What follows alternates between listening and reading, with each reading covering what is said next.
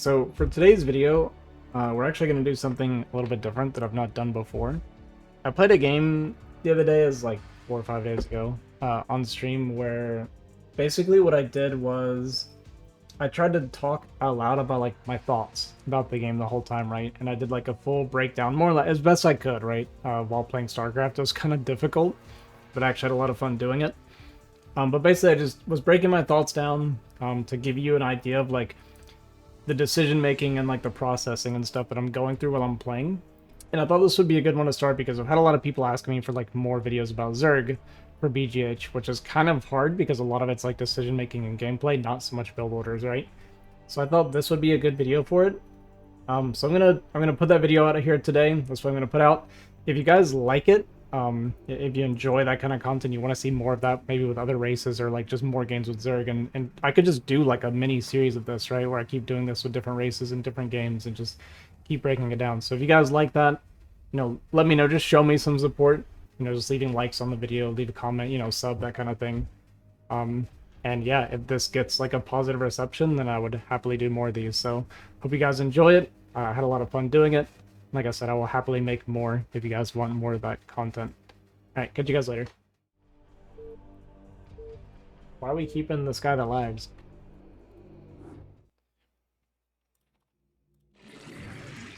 Alright, so I'm gonna try to think out loud.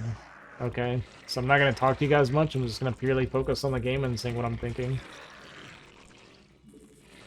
So right now, I'm not scanning top left because my teammate is shared choke, so either way we're going to get that information. So I'm just going to use my first Overlord to get down to here, this choke down here. And this way I can pivot it from that position to move either between 6, 3, or 5 o'clock in order to watch units coming out. And then my second Overlord I'm going to send to my own choke to watch 6 and my choke here at the same time. I'm thinking about how I forgot to micro my larva to the left side. It's a small thing. Okay, we see Zerg is top right. I'm going to go Overpool because I don't believe in going 9 pool and I don't think my team is super trustworthy. I'm saying that because I think that Kunlun is not the best player. I think Overpool is just much better. It's less early game team play, but better for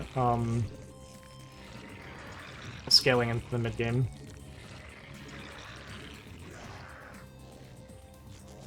Okay, my pool's a little bit late. Actually, it's gonna be quite late, so we're basically just gonna go 10 pool, which isn't really a thing, but whatever. I placed my pool here because I'm gonna want to do a Sim City, potentially of the creep colony here to go with the gas. Good for drilling and defending. Okay, we see the toss is top left. We see that the other race is toss. So we got 1 Zerg, 2 Protoss.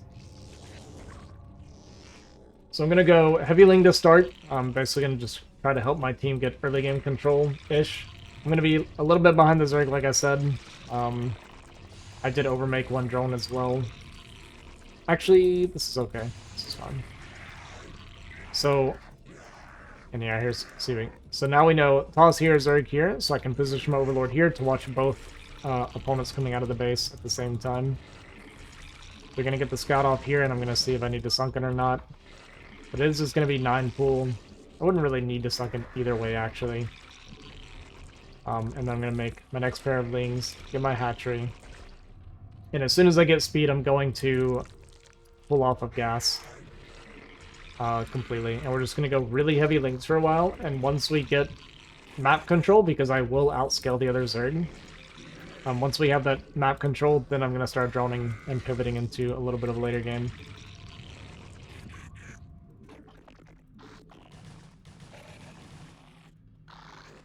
Okay, we're going to lose the initial fight here. But we didn't lose the link, so it's fine. We'll have defender's advantage and position advantage from my teammate. I'm more worried about the Protoss than the Zerg play. I don't really need to see his lings coming out. I also need to be a little bit careful because he's going to have speed before me. I'll have enough lings to deflect him if I stay at home.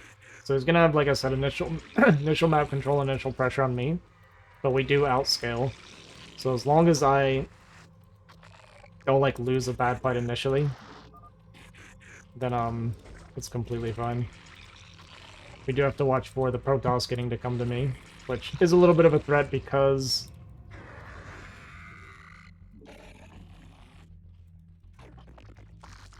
the Zerg does have that speed advantage. So we're gonna finish up speed now and come out. He's gonna go past our teammate, which is actually really, really good for us, because now these lings are basically forfeit. This was a terrible, terrible move by him. Him losing any of these lings completely lost any advantage he may have had over me, and now I have complete control over the Zerg player.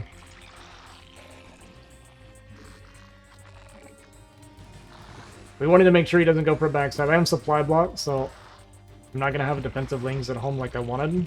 But we got to kill those lings. I'm also thinking now, because his ling count has stopped growing properly, that he may be going Spire. So we're going to go into his main base and scout to see if he's Spire. If he's not, it doesn't... Like, we just win the game if there is no Spire. And it is going to be 3 hatchlings, so I don't even need to confirm the lair at this point. We can just go ahead and back up. Don't want to get caught between the zealots here.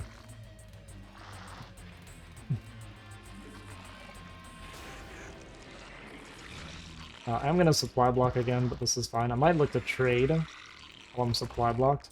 I also could use my ling advantage to break out my teammate. And we're going to do that because the Zerg is showing up. It's actually really bad for him to do because I have the ling advantage. So now that I don't have to worry about a flank or any sort of counter, I can commit all my lings to here with my teammate. And like I said, I have the ling advantage very easily. So we're going to be able to prevent him from getting blocked here.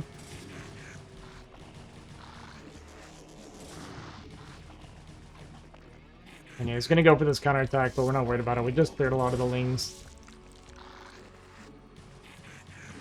Even if I lose a couple drones here, it's completely fine.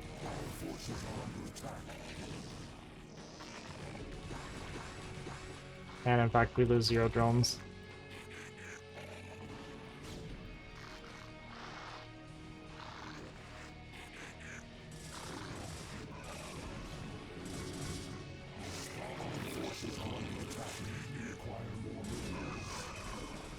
And we're so far ahead on lings at this point that I can actually threaten to kill blue. Looks like it did lose, I guess, an overlord to the... Sorry, I said blue, I meant red. So I can kill red at this point. Even if I don't get a kill, I can do so much damage to him if he made a sunken that he's basically out of the game. But he's going to have to get help from his team. As you see, he has almost no drones here to even support the amount of hatcheries that he has. So he's just going to die here. And I'm going to start droning behind this now. So I'm going to have a lot of lings left over. To still continue for map control with my team. So my team is going to be in a 2v2 where I essentially have all these lings as well on the map. And I can just go into gas and start backing up, but I don't need to. Game is over, so GG. There we go. That's exhausting, by the way.